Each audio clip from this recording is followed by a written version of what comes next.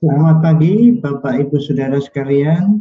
Selamat datang dalam acara Sarapan Sabda. Bersama saya, Pak Saparman.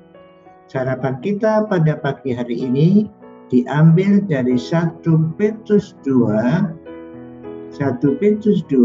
ayat 24 dan 25. 1 Petrus 2 ayat 24 dan 25, demikian firman Tuhan.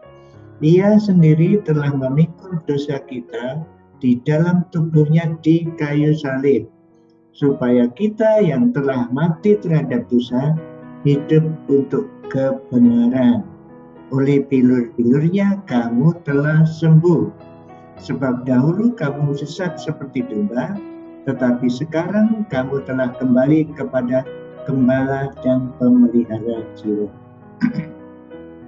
Saudaraku yang dikasihi Tuhan, supaya tidak ada salah paham mengenai kematian Yesus, Rasul Petrus menambah lagi ayat 24 dan 25. Memang penderitaan kematian Yesus menjadi teladan bagi orang percaya, tetapi kembali lagi ia mengatakan seperti ini, ia sendiri telah memikul dosa kita di dalam tubuhnya di kayu salib.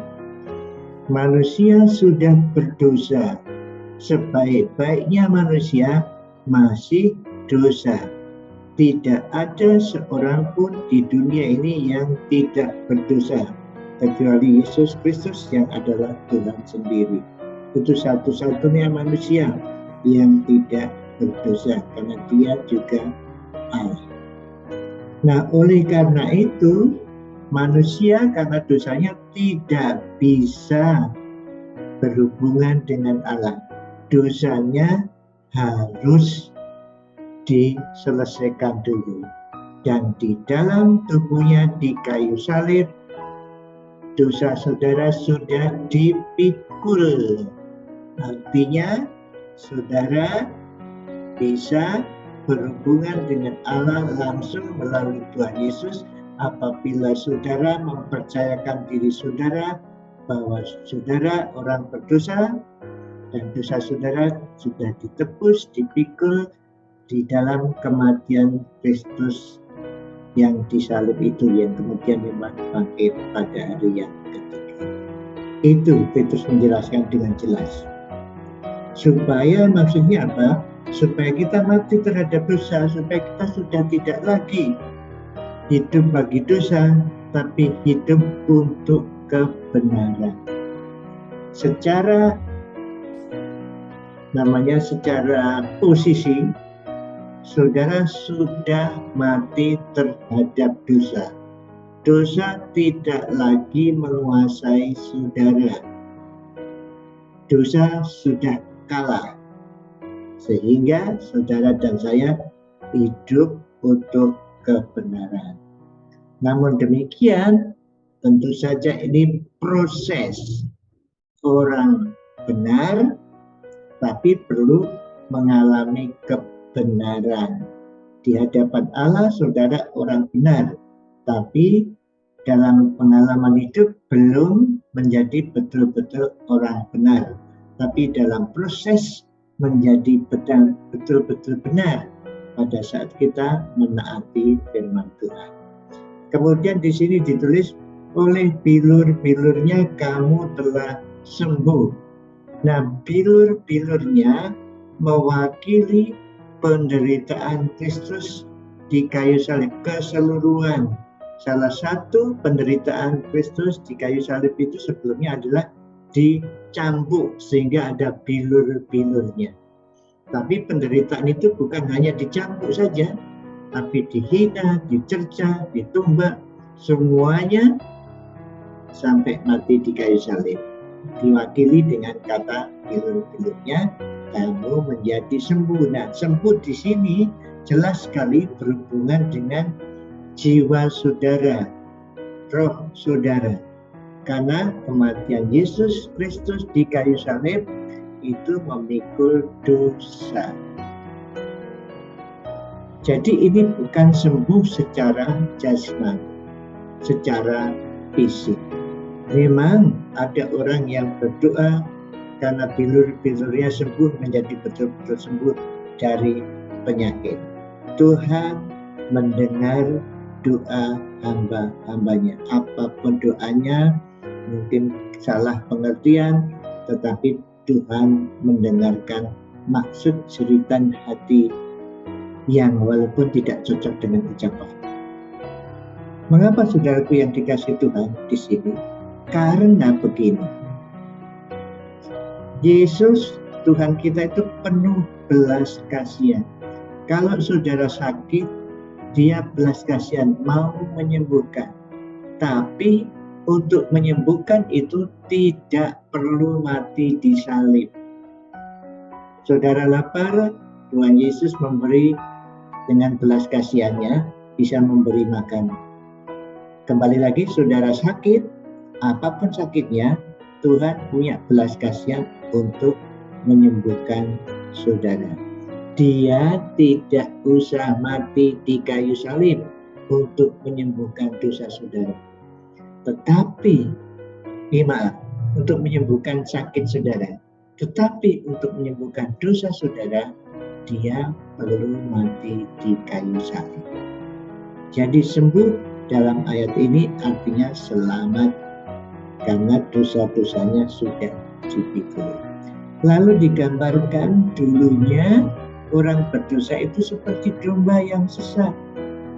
Tidak bisa domba itu pulang ke kandangnya sendiri, kecuali dituntun oleh gembalanya. Pada waktu orang berdosa sudah percaya kepada Tuhan Yesus Kristus, dia berubah menjadi dombanya Tuhan. Domba yang punya gembala. Gembala khusus ini, gembala pemelihara jiwa. Saudara orang percaya, berarti saudara sudah punya gembala jiwa saudara, yaitu Tuhan Yesus Kristus. Mari kita bersyukur atas kematiannya di kayu salib, menjadikan kita domba penggembalaannya, domba yang dipelihara olehnya. Jiwa kita dipelihara sehingga pada saat kita dipanggil Tuhan, jiwa kita, roh kita bersama-sama Tuhan selama-lamanya dan selama-lamanya. Ia sendiri telah memikul dosa kita. Nah, marilah kita mengekspresikan, merefleksikan pengalaman kita sebagai domba pemelihara yang dipelihara Tuhan ini kepada orang di sekitar kita. Saya dulu domba yang sesat, tetapi sekarang saya domba yang dipelihara Tuhan dalam perjalanan menuju kandang yang asli, original, kandang yang sesungguhnya, yaitu bersama-sama Tuhan selama-lamanya dan selama-lamanya. Amin. Mari kita berdoa. Tuhan Yesus, terima kasih Engkau telah memikul dosa-dosa yang tidak mungkin kami tanggung, tetapi kematian-Mu di kayu salib memungkinkan kami, memungkinkan dosa-dosa kami Tuhan pikul, sehingga kami bersih dari dosa. Kami telah bebas dari dosa, telah mati bagi dosa dan hidup untuk kebenaran. Ya Roh Kudus, kami mohon pertolongan-Mu supaya kebenaran yang kami miliki menjadi pengalaman hidup kami sehari-hari. Kami benar dan merasakan hidup benar. Tolong kami juga bisa membagikan pengalaman kami berhubungan dengan Engkau, pengalaman kami dengan pemeliharaan-Mu, menjadi domba yang duduk domba pemeliharaan-Mu, bisa kami sampaikan kepada orang-orang di sekitar kami. Terima kasih. dalam nama Tuhan Yesus. Amin. Selamat beraktivitas para domba-domba yang dipelihara oleh Tuhan Yesus. Domba-domba yang jiwanya sudah di tangan Tuhan Yesus. Selamat beraktivitas. Tuhan memberkati saudara dan saya. Amin.